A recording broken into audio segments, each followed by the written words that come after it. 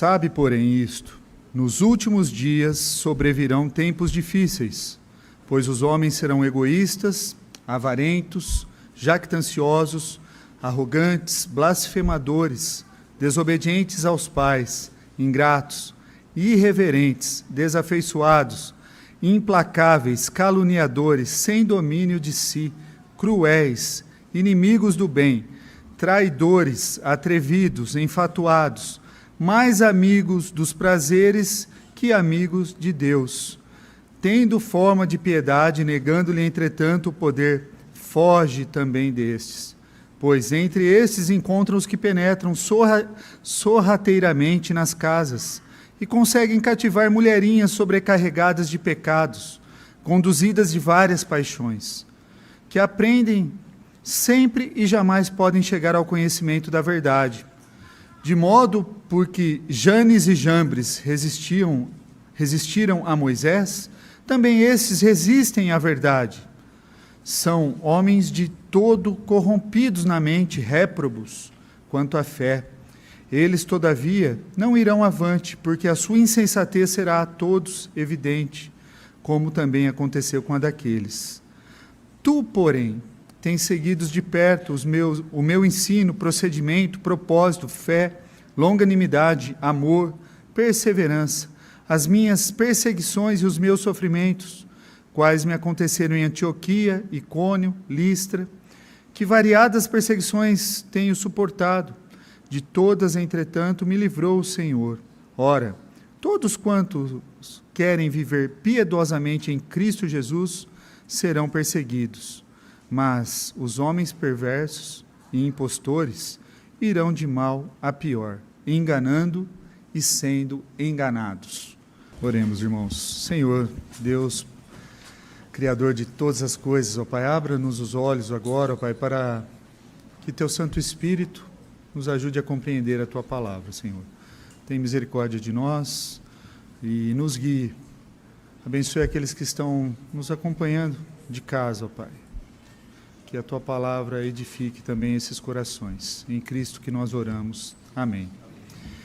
Irmãos, às vezes nós ouvimos palavras que soam como profecia, soam como uma profecia. E, às vezes, nós lemos algumas profecias bíblicas quanto ao futuro, e quando nós lemos profecias que diz a respeito de Cristo, elas são um excelente exemplo disso. E, às vezes, algumas palavras que algumas pessoas falam para nós, elas parecem proféticas, soam como proféticas, mas são declarações gerais, ambíguas sobre o futuro, e pode acontecer ou não, né? E não são profecia. E isso, onde que acontece isso? Horóscopo, biscoito da sorte, aqueles pseudos profetas como Nostradamus. Eu lembro que eu tinha um amigo na infância que acreditava nas profecias de Nostradamus, né? E o mundo teria acabado em 2000, se eu não me engano. Tinha uma profecia lá para o ano 2000. Mas assim, com o passar do tempo, como algumas religiões que marcaram a volta de Cristo, as pessoas vão se adaptando. E aquela pessoa que tem uma expectativa de alguma coisa vaga, elas acabam acreditando nessas pseudo-profecias ou nessas coisas que as pessoas falam. Agora, existem pessoas que escrevem, que nos dizem bastante. E se vocês pegar algumas coisas que alguns escritos dos pais da igreja, por exemplo, que foram escritos há muito tempo, nos primeiros séculos, vocês vão ver que o que eles escreveram lá serve para nós hoje. Se você ler também C.S. Lewis, você vê que muito do que ele escreveu é aplicável a nós hoje, tá? E alguns outros também. E quando nós lemos esse texto de Paulo a Timóteo, parece que exatamente ele está dizendo para nós hoje. Ele está dizendo para nós hoje. Então, nós temos que fazer com esse texto, prestar atenção no que ele está dizendo, porque o conselho que Paulo dá a Timóteo é aplicável a nós também hoje. E Paulo diz como serão as coisas nos últimos dias. E aí algumas pessoas que não compreendem, pensam que os últimos dias é só os dias próximos à vinda de Cristo. Não, mas os últimos dias não é só isso. Os últimos dias também estão esses dias, mas contempla da ressurreição de Cristo até a segunda vinda de Cristo, quando ele virá de uma vez por todas para consumar todas as coisas. Então, os últimos dias está lá desde o primeiro século até a vinda de Cristo. Esse tempo que compreende os últimos dias. Então, começou lá no tempo de Cristo e termina quando Cristo voltar, continua até hoje. Olha que a palavra de Deus nos diz: sabe, porém, isto, nos últimos dias sobrevirão tempos difíceis, muito parecido com o que nós estamos passando. Olha como serão os homens, pois os homens serão egoístas, avarentos, jactanciosos, arrogantes, blasfemadores, desobedientes aos pais, ingratos, irreverentes, desafeiçoados, implacáveis, caluniadores, sem domínio de si, cruéis, inimigos do bem, traidores, atrevidos, enfatuados, mais amigos dos prazeres do que amigo de Deus. Paulo dá uma longa lista de características comuns às pessoas ou à sociedade que vivem em desobediência ao Senhor, né? Então isso daí compreende as pessoas e uma sociedade que não quer colocar Deus em primeiro lugar. Traços comuns à nossa sociedade. Essa lista é um aviso ao jovem pastor Timóteo, né? E por que Paulo está fazendo isso? Paulo está encorajando aquele jovem pastor, companheiro já de longa data, que ele continue firme, que ele permaneça na verdade. E por que Paulo está fazendo isso? Porque Paulo está preso, está numa masmorra, próximo da sua morte. Ele sabe que o seu destino próximo é a morte. E ele lista umas características, né? Nós podemos, dessa lista, tirar aqui 3 possíveis armadilhas que nós podemos... não devemos cair, para nós não cairmos nessas armadilhas. A primeira dela é o narcisismo, né? Narcisismo é amar a si próprio acima de tudo, né? O termo vem da mitologia grega, onde um homem chamado Narciso se apaixonou pelo próprio reflexo, e como resultado disso, ele passou o tempo todo da sua vida admirando o seu reflexo no espelho, olhando para si. Ele não comia, não bebia, não fazia mais nada. Ele morreu porque era tão egocêntrico e não fazia mais nada.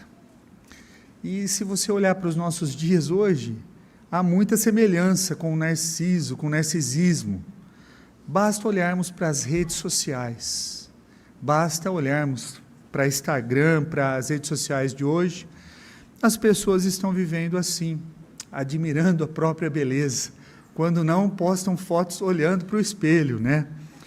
E estão focadas em si mesmo, elas estão egocêntricas.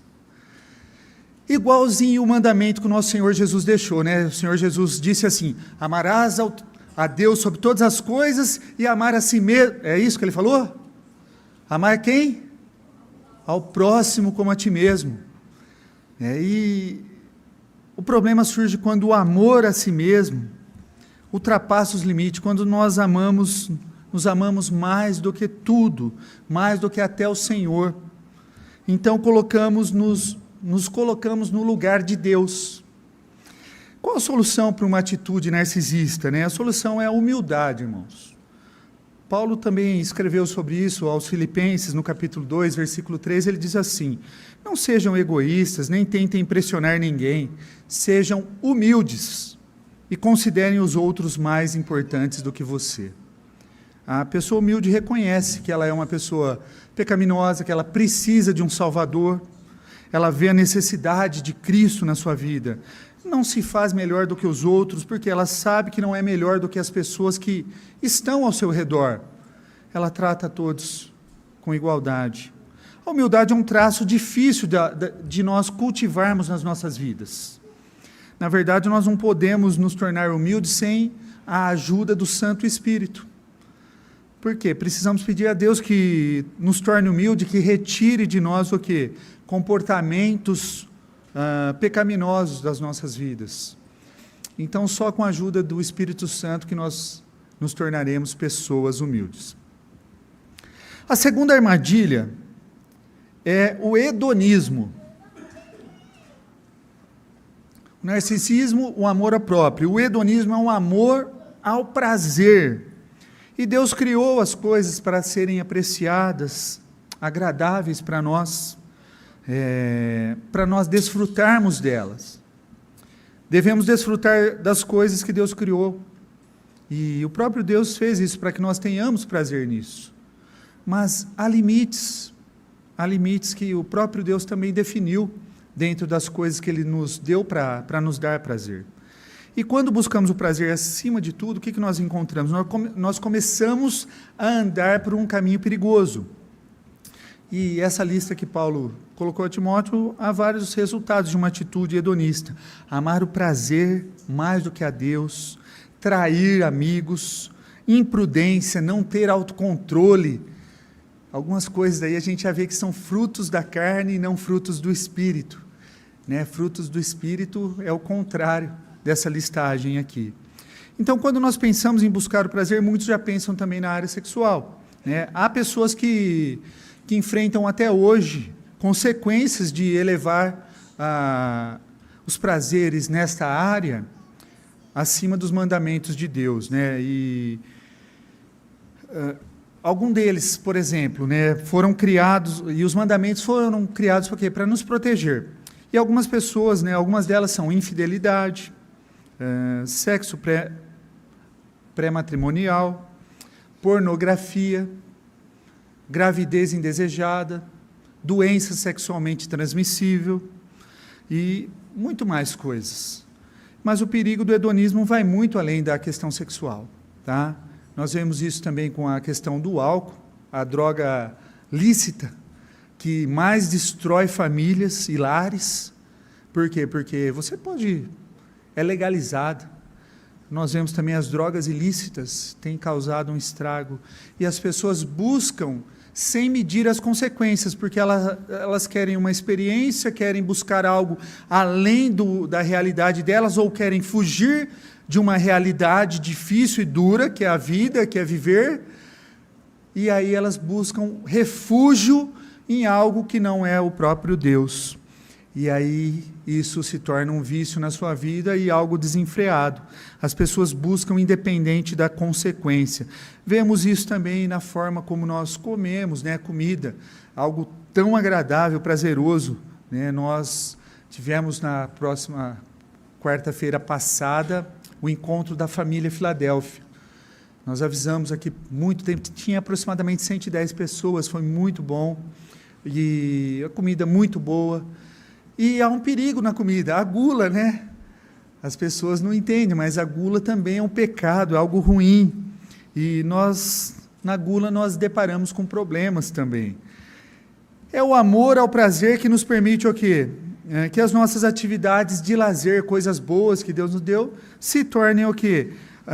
Tomem conta das nossas vidas. Nos afastem dos nossos amigos, nos afastem dos nossos empregos, nos afastem do próprio Deus. Negligenciamos as coisas importantes da vida para quê? Para nos divertir, em busca do prazer. Na nossa cultura hoje, ela é eminentemente hedonista. Por quê? Nós funcionamos pela máxima que é o quê? Se for bom, nós devemos fazer. Se ela te faz feliz, você deve fazer, porque é isso o mais importante. Você tem que ser feliz. Se você vai buscar ajuda com um alguma coisa fora da igreja, que você está com problema no seu casamento, a primeira coisa que ela vai falar para você, olha, em primeiro lugar, você precisa ser feliz. Ela não vai buscar reconciliação, você tem que ser feliz. Ela não vai falar que Deus odeia o divórcio. Por quê? Porque envolve uma questão de alma, uma questão de pecado, uma questão de reconhecimento das coisas que o mundo não está nem aí para isso. E nós temos que olhar para isso com mais seriedade, buscar ajuda no lugar certo, com as pessoas certas. E, em vez de tomarmos decisões baseadas no que nos faz sentir bem, devemos o quê? Tomar decisões baseadas no que é certo. Ninguém gosta de sentir dor, isso é um fato. Mas, às vezes, coisas dolorosas que vêm na nossa vida são para o nosso bem e para o bem da nossa família. Os pais sabem disso. Por isso que a gente cuida dos nossos filhos, por isso que a gente leva eles para tomar as vacinas que tem que tomar, por isso que a gente pede para que eles escovem os dentes, por isso que a gente leva eles nos dentistas, por isso que a gente manda eles para a escola, por isso que a gente faz tudo que nós temos que fazer com eles, né? E se a gente fosse deixar eles viver do jeito que eles quisessem, só comendo o que eles gostassem de comer, eles iam ficar felizes por um tempo, mas depois eles iam o quê? Se arrepender das escolhas que eles fizeram. Precisamos aplicar essa mesma sabedoria nas nossas vidas, irmãos. Nós precisamos nos concentrar no que é certo, em vez de simplesmente no que é prazeroso, divertido, né, conveniente. Viver com integridade significa dizer o quê? Mesmo a verdade, mesmo quando ela for dolorida. Admitir quando estamos errados, mesmo que os outros não estejam. Reservar tempo para as coisas importantes da vida. Reservar tempo para Deus.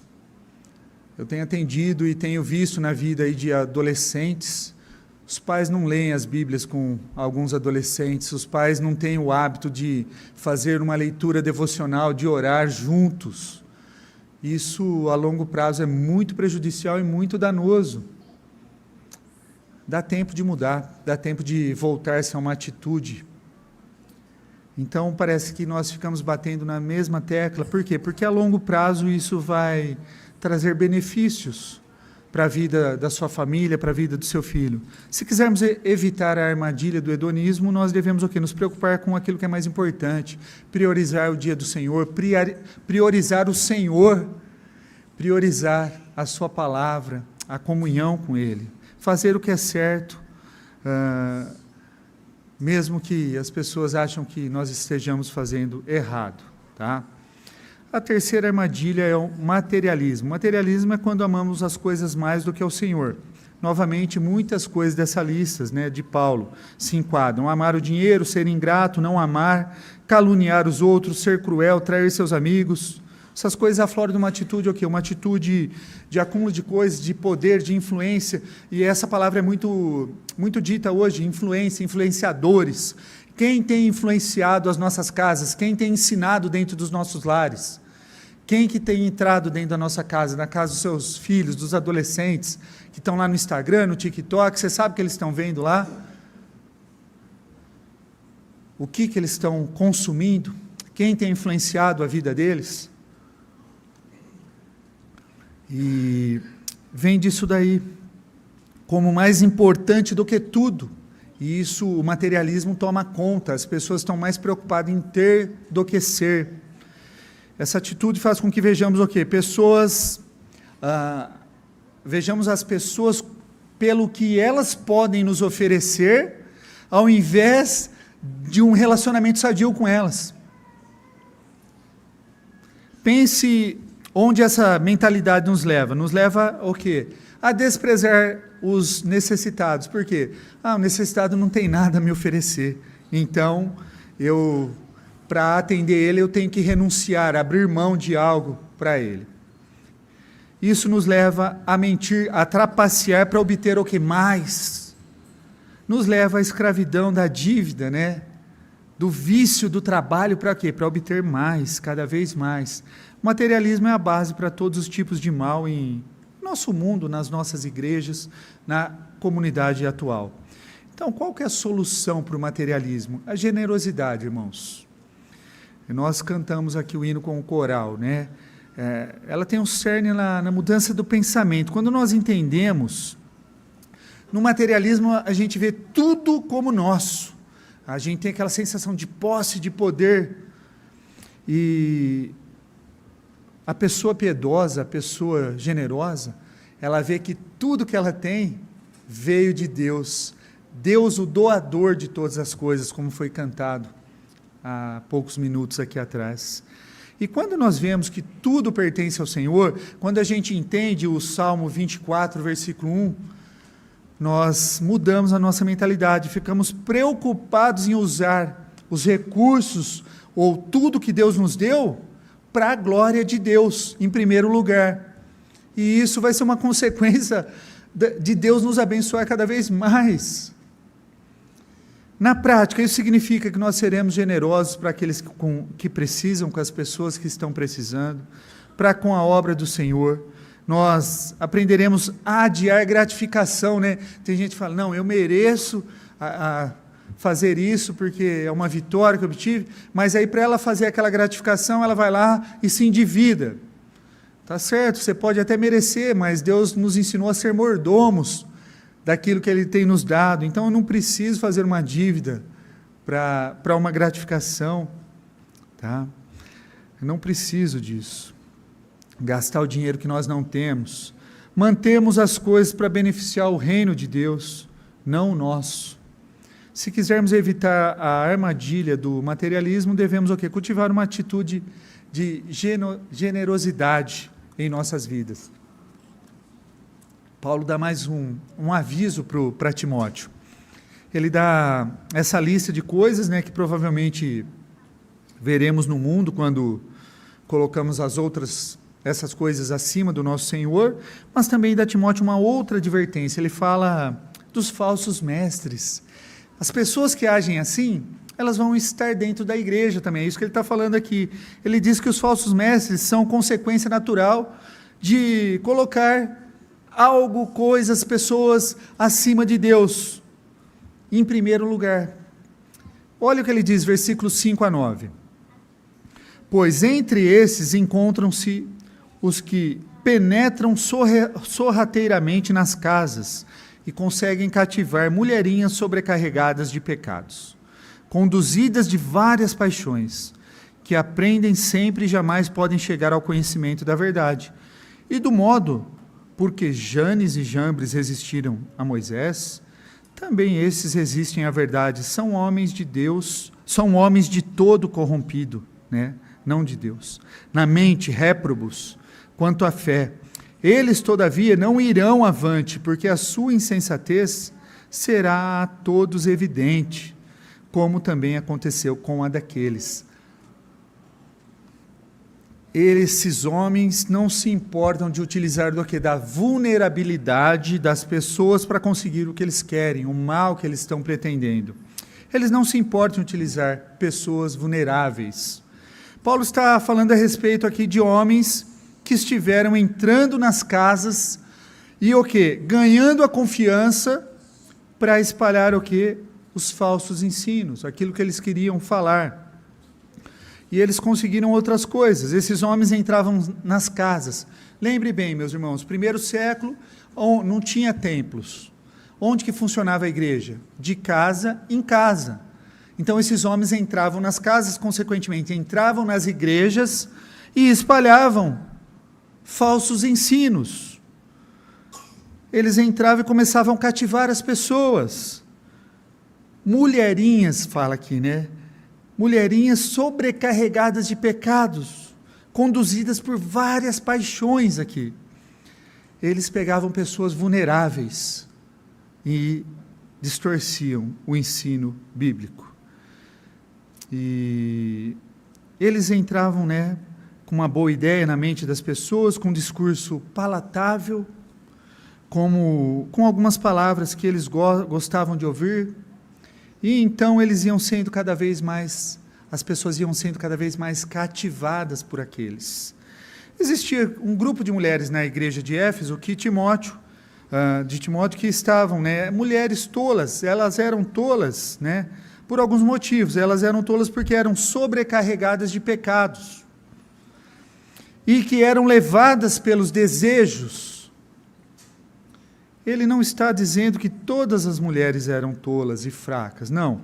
Ele está dizendo que essas pessoas procuravam essas mulheres Mulheres tolas, porque sobrecarregadas de pecados, cheias de desejos, e elas eram alvos mais fáceis. Vocês já repararam a abordagem dos TJs? Eles vão procurar pessoas que estão vulneráveis, geralmente sozinhas.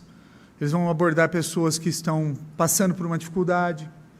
Eles vão se aproveitar de pessoas vulneráveis. Essa é a abordagem. Os mormons fazem muito isso também. Tá? Muitas vezes chegam nas casas em momentos em que o quê? A maior parte da família não está, o marido está trabalhando. Eles vão lá porque sabe, a mulher está em casa, está lá preparando a refeição para o marido. Eles vão para conseguir alguém sozinhos. E um dia, eu lembro, eu em casa fui abordado, tal, me identifiquei, estava preparado para confrontá-los. Quando me identifiquei que era pastor, não deu nem tempo de continuar, eles já foram embora e não voltaram mais na minha casa, nunca mais. Eu acho que eles anotam, passa a lista para todo mundo, para ninguém mais bater naquela casa. Eu acho que é assim que funciona, tá? Porque nenhuma outra pessoa voltou lá. Tá? E eles usam uma tradução diferente, que passa a ser uma aberração, porque transformam Cristo, aquele que veio em vida, aquele que morreu pelos nossos pecados e ressuscitou, para perdoar os nossos pecados, ele não é Deus para eles. Então, é uma aberração de tradução que eles usam. Tá? Paulo se refere a dois homens aqui, Janes e Jambres, como exemplo.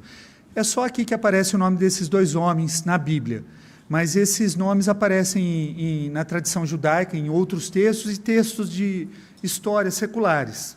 Quem são Janes e Jambres? Os dois magos que estavam lá quando Moisés foi confrontar Faraó. Vocês lembram que Moisés jogou o cajado no chão e se transformou em cobra? Aí foi Janes e Jambres, jogaram também, o cajado se transformaram em cobras também. E aí o que aconteceu? A cobra do cajado de Moisés devorou a cobra do cajado desses dois homens, identificados como Janes e Jambres.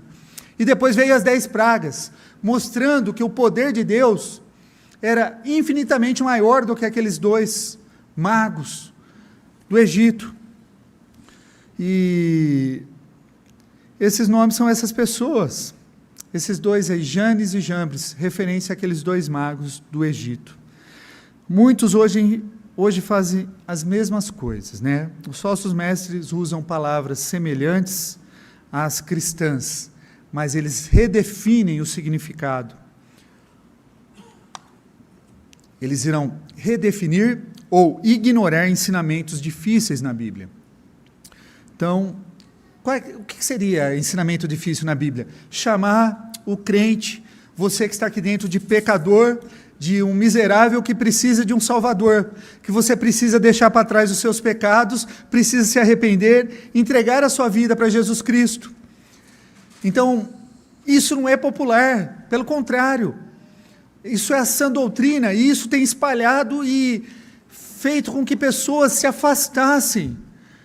Por quê? Porque não é gostoso ouvir falar que você é um pecador. Não, então os falsos mestres de hoje em dia, eles não têm falado mais de pecado. Igrejas sérias, igrejas tradicionais, não têm falado de confrontação de pecado, de arrependimento. Estava falando com o nosso irmão Danilo lá na quarta-feira sobre isso. As igrejas estão deixando de pregar sobre pecado e arrependimento de pecados. Não fala mais. A Bíblia tem muitas outras coisas boas, e esses falsos mestres estão pegando essas outras coisas boas só. Fala que Deus é amor, mas não fala que Deus é justiça. Não fala que a ira de Deus virá para aqueles que não estiverem em Cristo. Não fala mais isso. Eles distorcem a verdade para fins malignos. Paulo nos diz que nós devemos vigiar contra essas pessoas, mas também ele nos dá boas notícias, porque ele fala que esses falsos mestres serão o quê? Desmascarados, assim como Janes e Jambres. E Paulo contrasta, né, esses falsos mestres com a sua própria vida. Ele diz a Timóteo, para seguir o seu exemplo, versículos 10 a 13. Tu, porém, tens seguido de perto o meu ensino, procedimento, propósito, fé, longanimidade, amor, perseverança, as minhas perseguições e os meus sofrimentos, os quais me acometeram em Antioquia, Icônio, Listra, que variadas perseguições tenho suportado. De todas, entretanto, me livrou o Senhor. Ora, todos quantos querem viver piedosamente em Cristo Jesus serão perseguidos, mas os homens perversos e impostores irão de mal a pior, enganando e sendo enganados. Ele não fala que alguns vão ser perseguidos, não, todos os que querem viver, todos os que querem viver piedosamente em Cristo Jesus serão perseguidos, todos, não tem exceção aqui, são todos. Mas os perversos, os impostores, irão de mal a pior, enganando e sendo enganados. Então Paulo contrasta a sua vida com a daqueles. E aqui ele fazendo uma referência a quem? A Janes e Jambres, né? Esses homens, esses impostores, esses falsos mestres que adentraram. Tá? Ele aponta para a consistência que Timóteo viu nele, que ele pede para que seja do mesmo jeito. Ele diz a Timóteo para cultivar a sua fé, a paciência, o amor. E ele fala sobre essas 3 cidades, né? Antioquia, Icônia e Listra. Os irmãos depois podem olhar na sua casa, Atos capítulo 13, até Atos capítulo 14, versículo 20, vai falar da jornada de Paulo nessas 3 cidades, né? E é interessante isso, ele era perseguido pelos judeus, os judeus saíam de uma cidade para outra, para impedir que o apóstolo Paulo chegasse na outra cidade e pregasse o verdadeiro evangelho. E aí Paulo foi apedrejado, Paulo foi perseguido, sofria muitas coisas. E Paulo conheceu esse jovem Timóteo, nessa região. Atos 16:1, se você quiser olhar, eu vou ler aqui, a primeira parte. Atos capítulo 16, versículo 1. Chegou também a Derbe e a Listra.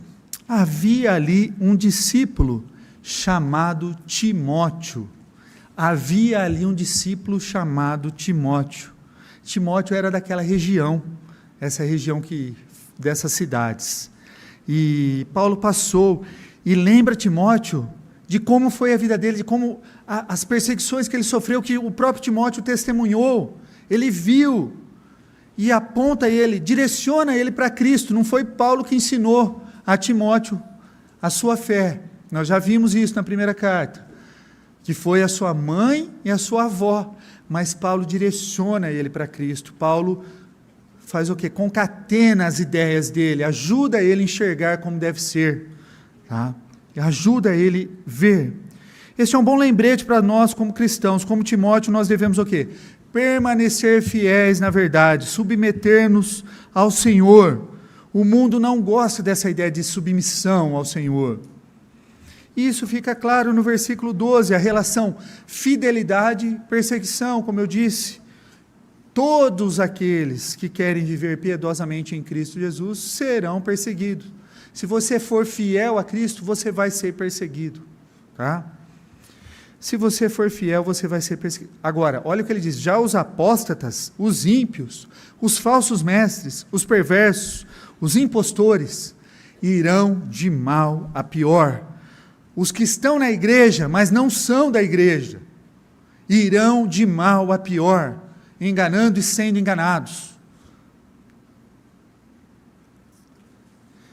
E diz para ele permanecer no ensino que ele aprendeu, né? Isso nós vamos ver na próxima semana, desde a infância, isso é, ele aprendeu por sua avó e sua mãe, Eunice e Lloyd. Não foi Paulo que ensinou as sagradas letras a Timóteo. Irmãos, para a gente finalizar, quando a gente olha para o nosso mundo hoje, temos que nos surpreender com quão semelhante o ensino de Paulo a Timóteo, aproximadamente 2000 anos atrás, como é atual nos dias de hoje. Como é atual. Os pecados e perversões de hoje não são novos. Entenda isso. Todos eles têm a mesma raiz. permitir que algo diferente de Deus controle a sua vida, algo que não seja o Senhor. Ele nos diz para evitar pessoas que vivem assim. Evitem pessoas que vivem assim. Precisamos escolher cuidadosamente quem nós permitimos que nos influencie. Devemos cercar-nos de pessoas o quê? Que nos ajudem a tirar o quê? Os nossos olhos de nós mesmos, do nosso prazer, das coisas, e nos ajude a olhar para o Senhor. Precisamos olhar com atenção para as nossas vidas, erradicar sementes do narcisismo, se há em nós, que é o que é a adoração a si mesmo, do hedonismo, que é a adoração ao prazer, do materialismo, que é a adoração às coisas, e da fé superficial. Como eu disse, muitos pais, muitas famílias, a única porção que tem de Bíblia é no domingo na igreja. Durante a semana, mal oram. É possível, isso é uma fé superficial, é possível que uma ou mais dessas coisas governem sua vida. Então, cada um deve fazer sua introspecção, se colocar diante de Deus, analisar. Você está promovendo o que para a sua família? O que você tem levado para dentro da sua casa? O mundo aplaude e promove pessoas com atitudes como essa lista que Paulo deu. Essas paixões nos atraem como um imã, elas são muito atrativas. Mas esse imã está nos puxando para uma morte espiritual, a uma sociedade o quê? Decadente e imprudente. Então, qual que é o papel de um cristão hoje? Devemos o quê? Lutar para manter nossas mentes num único objetivo: amar, honrar e servir a Deus.